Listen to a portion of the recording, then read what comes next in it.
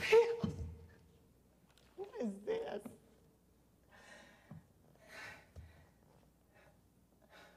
What is this, observation day at rehab? Sandy dead at 44. Front page of the Sun. They can't even wait till you're dead. The minute they cart you off with an accidental overdose, they kill you off and print it on the front page of the paper, don't they? What does it say? Televangelist superstar Sandy Sheets dropped dead of an overdose of Halcyon and Seconal while taping her $100 Club Christmas special, Christmas Without Daddy, dedicated to Woody Allen, in what appears to be a successful suicide attempt. Successful, wasn't there? Miss Sheets left no note. There is too a note. It's under the Holy Judas altar right on the set. Why haven't they found it yet? Miss Sheets was born in Tupelo, Mississippi, sang country music in a topless bar until she found Jesus and got a job on the Good Old Gospel Hour radio show as a backup singer from 1967 until 72, when she landed her own half-hour television show right out of Nashville. That was the best time of my life right there, that half-hour show out of Nashville. I should have just kept that, been satisfied. At her death, she was the owner of a multi-million-dollar evangelical broadcasting empire, telecasting to an audience of over 132 million people worldwide, preaching a God-fearing message of her self-proclaimed 7 deadly sins: abortion, adultery, homosexuality, voting for liberals, watching any television show except for mine. They've got them in the wrong order: alcohol and drugs, and the worst sin of all, stinginess towards God's kingdom. This sin was usually followed by an impassioned plea for money to help Sandy fight the evils in the world. Married 3 times, been to Betty Ford Rehabilitation Clinic for drug and alcohol abuse 4 times. They didn't have to print that. Miss Sheets was in the midst of her first major sex scandal with Pat Robertson, reported to be obsessed with Miss Sheets for years, allegedly drugged her glass of white wine with a strong sedative, took advantage of her in the back of an official church van. That's exactly what happened. Left her on Myrtle Beach wrapped in a sheet. Miss Sheets awoke among reporters, declined comment, and made her way to her South Carolina studios, where she spent her final weeks. Miss Sheets is survived by her pedigree miniature poodle, Ezekiel. Because he has visions from God and his own brand of heavenly hash dog food. A memorial celebration is being planned at her amusement park, Sandyland, at Kingdom Palace next Thursday. Pop idol sex symbol Madonna was quoted as saying, "I was saved on Sandy's last telecast and have been called by God to take over her ministry." That bitch over my dead body! Let me out of here! Let me out of here now before Madonna tries to kill me! That's what she's trying to do, just like they did to Marilyn Monroe. They're trying to kill me. They're trying to kill me so Madonna can take over my empire. What is this? Are there more papers here? I don't want to play any rehab games. I don't want to play any rehab games. Questions about my life. I'm supposed to pretend like I'm dead. They're the wrong questions, honey. I'm telling you, I know I'm being observed. I can see, and I can also see that the doctors are looking at me through video. I'm not going to answer them. I'm not going to answer any questions that are that stupid because, first of all, it would not be a bus. It would be a limousine. And there would be curtain and rug samples right here for me to start decorating my mansion in the sky. And I have a secretary here writing down the questions I wanted to ask St. Peter for my one-on-one interview as soon as I got to the pearly gates. I'm going to play. I don't want to play anymore. I just want to die. This is a stupid letter I was supposed to read on the air today that Bobby writes me to beg for money. What does this one say? These are really stupid. Oh, let's listen to this. This is what drove me crazy, is reading these damn letters on the air that Bobby writes. Dear Sandy, I'm sorry if this letter hurts your feelings. I had no idea you had such a hard life. Well, you better believe it, honey, I did. I always believed you when you said how blessed your life was. When you closed every show with God loves Sandy and Sandy loves you. I believed you. I thought you were talking straight to me. You ever heard anything so ridiculous in your life? You have already read one of my letters on the air this year, so I doubt you will ever get this one. My son Stephen is a homosexual and non-believer. He says that you are a phony and a con artist. Why would Bobby have me read this on the air? I have been saving up the $10,000 to send him to the Heavenly Haven for Homo Healing. I started to doubt when this thing with you and Pat Robertson came out, so I asked God for a sign that you were real. I see where this is going. And that very night when the pizza delivery man pulled up in the driveway, I looked through the Venetian blinds to see who it was, and the headlights blinded me. So I turned away, and right there above the TV, there was the pattern of the cross shining right through those blinds. And that was my sign. I see where this is going now. You see, we could give Stephen a big scholarship to the Heavenly Haven, then offer everybody else a high scholarship if they wanted to come to be with Stephen, the man who was touched by the woman who got the heavenly sign. Could all work out. We could raise lots of money. We could get out of this whole thing. This would divert everything. A sign from God, that would divert everything. She'd come on the air. They'd believe her. This little phone here is so cute. I'm going to call Bobby right now at the studios and tell him that I would like to get out of here. Excuse me, I don't like you answering the phone that way. That is not funny. You're getting a little carried away. Don't answer the phone as God. Just give me Bobby Branson. This is Sandy Sheets calling, and if you want your job, you will connect me. Listen, you little smartass. I said give me Bobby Branson. God damn it!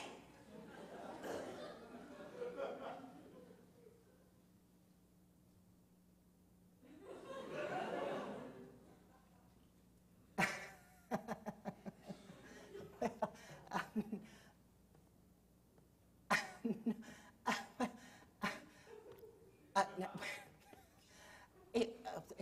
It was the bus that threw me. No, I mean, I expected a...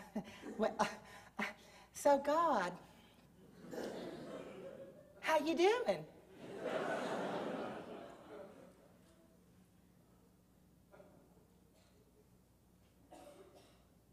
You got a bus coming to pick me up and take me to a great old big television studio in heaven where I can record shows for all my followers in heaven 24 hours a day for 500 years? Then I come up for review? What's that for? For all the people I saved that had faith in me, and now I have to come clean. But so what about my mansion? Do I go there on weekends or something? There's no mansion?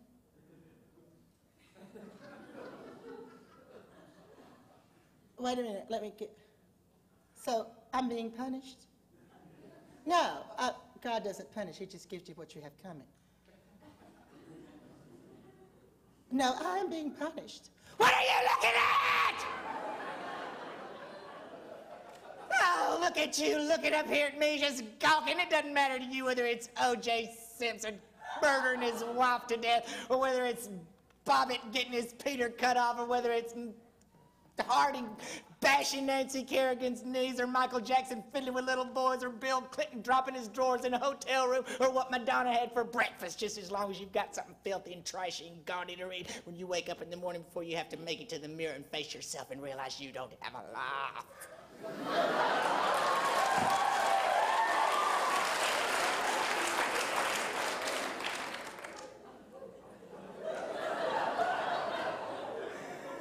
That you're empty.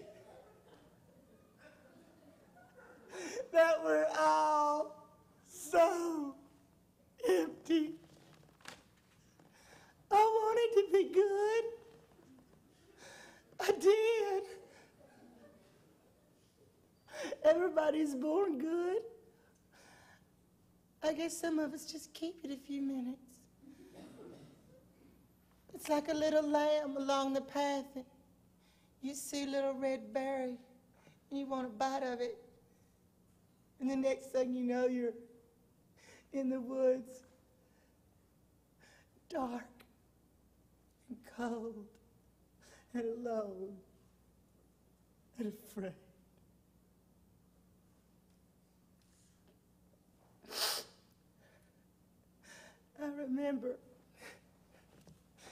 I remember the night that Elvis died, and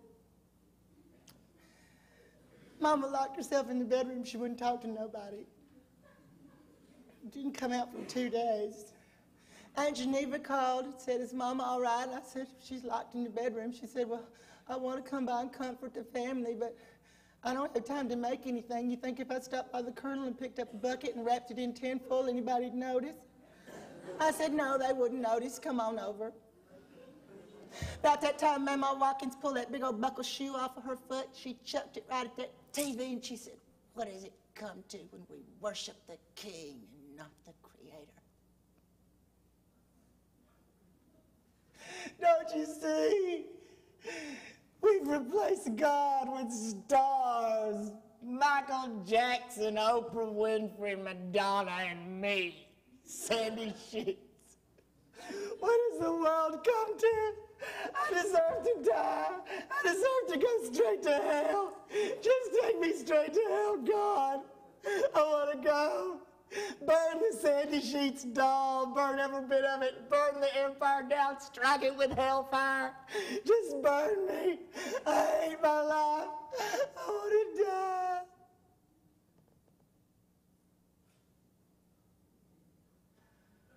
What? You still love me? It's not me that's bad. It's that I'm just a sign of everything that's wrong with the world. Isn't that sweet? You can start my heart back pumping and send me back. I just have to repent and give all the money back. And I can't preach hate, fear, guilt, and intolerance anymore. Well, what will I preach?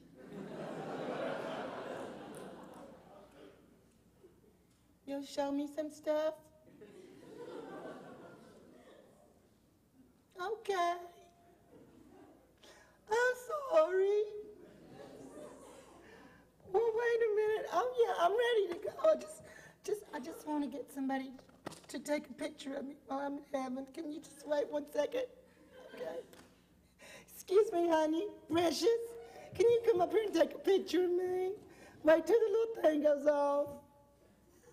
Right, here it comes. Now take a picture. You press that right up there.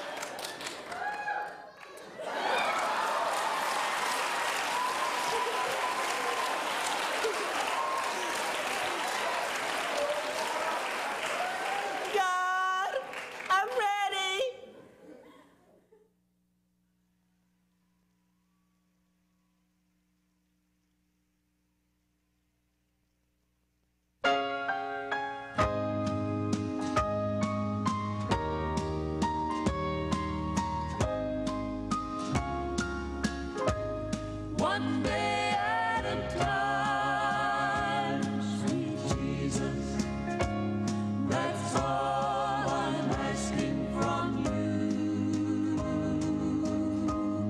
Just give me.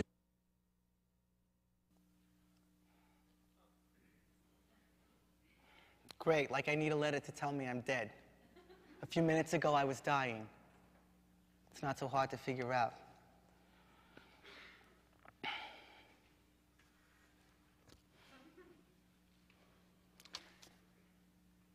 I felt myself go.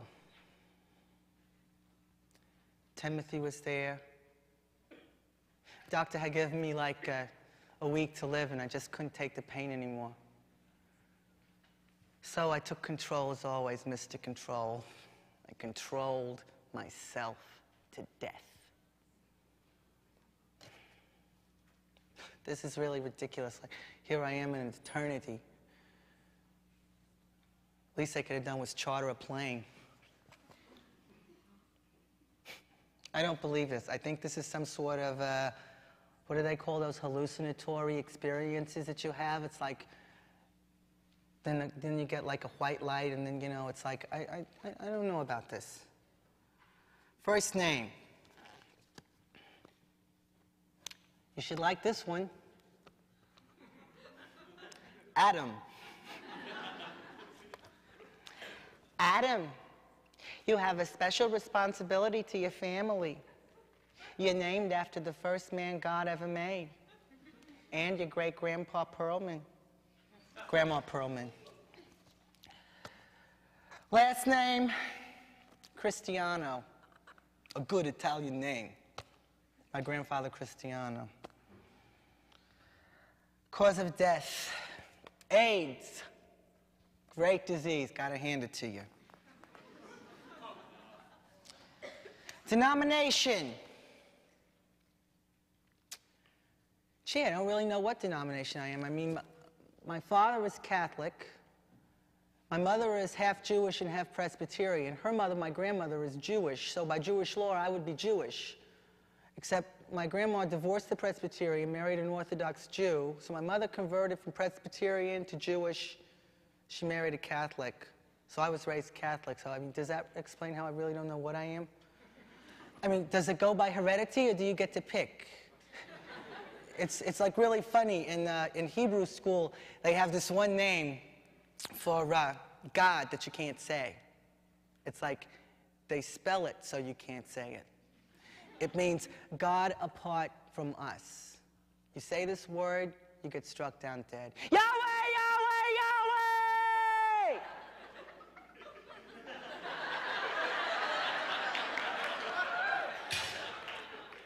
Am I dead?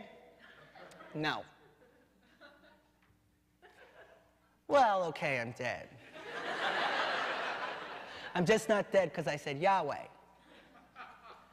And anyway, I'm not really dead. I'm alive. I'm just dead. That's all. Denomination. I got it. Fagula. Destination. How about queer heaven? Sounds cute. I mean, I think God has a sense of humor. Look at the world. Education. Education is a really tough one, you know, because it's like, I don't know how it is for heterosexuals, but for gay people, your education is totally intertwined with your sexuality completely. Because it's like first grade that you realize you're different. Up until then, it was okay to play with girls. All of a sudden in first grade, it's not okay to play with girls. It's not okay to look forward to music class. It's not okay to love art class, to relish library day. This is not okay. So you realize you're different, and you're branded as a sissy, and this hurts. So, 4th grade all the way up to 12th grade is spent like living this lie. You like have to get this act together. So you puff up your chest, and you pretend like you like girls. Hey, hey, hey, looking good. Looking good. All right. And you have this experience in the shower with the other guys where you get like this boner, right? So you feel ashamed about this, so you start to look for someone who's more effeminate than you. So you can say, hey, faggot. Hey, faggot. Look at the faggot. Faggot. And you go to the movies, say Grease, and you don't like Olivia Newton-John, you like John Travolta.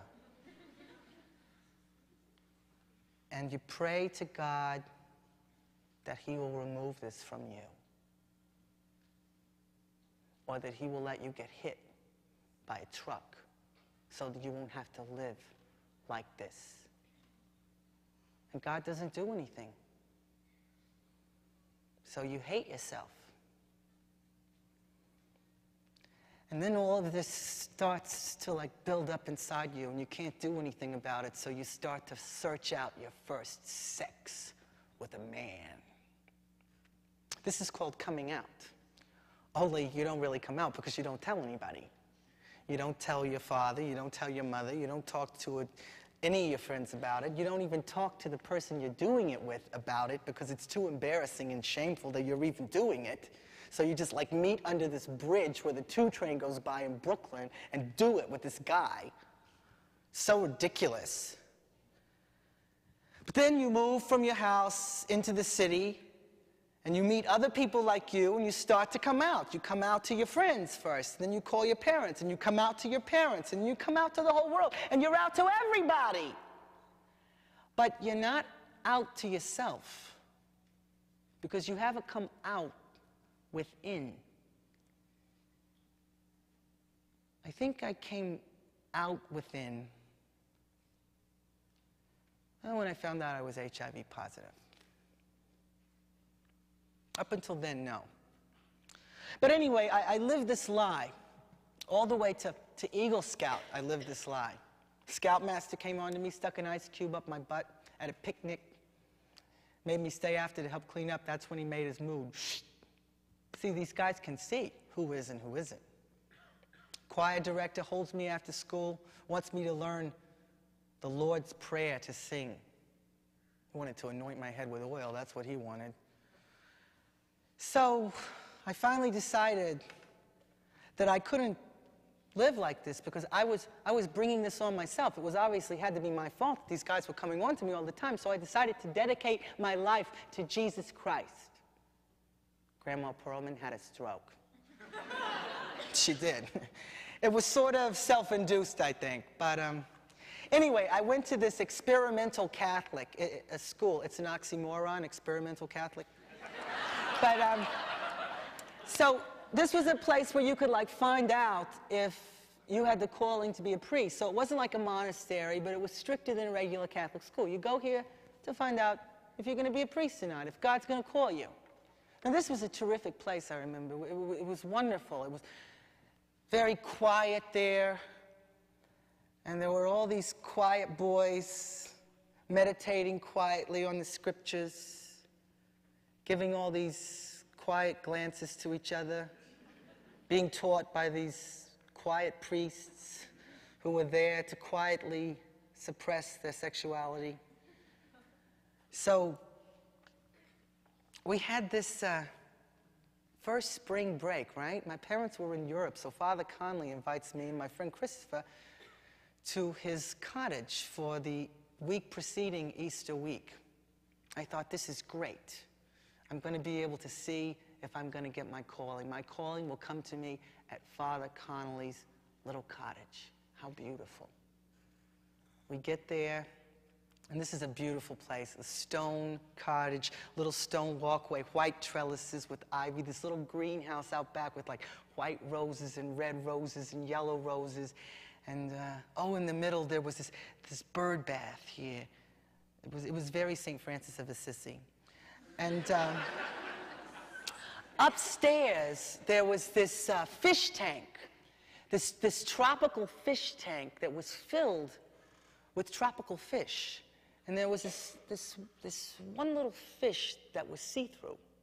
He was transparent. You could see right through this fish. You could see its spine. You could see its organs. You could see how it ate and the food went through. It was fascinating.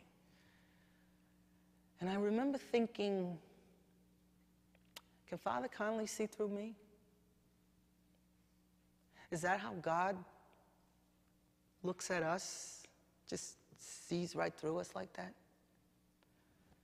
So anyway, I found out later at dinner that Father Connolly saw through me. He had 3 bottles of wine for the 3 of us with dinner, so we got kind of really crocked, you know? And he took us into roast duck for dinner, right? Takes us into this library, shows us these art books, Leonardo da Vinci, Michelangelo, Art and the Church, right? He shows us the David. Found out later that both Leonardo and Michelangelo were gay, and the model for the David was Da Vinci's lover. Go figure. Father Connolly didn't tell us that. But So Christopher goes to bed. Father Conley whips out this bottle of Frangelico, and he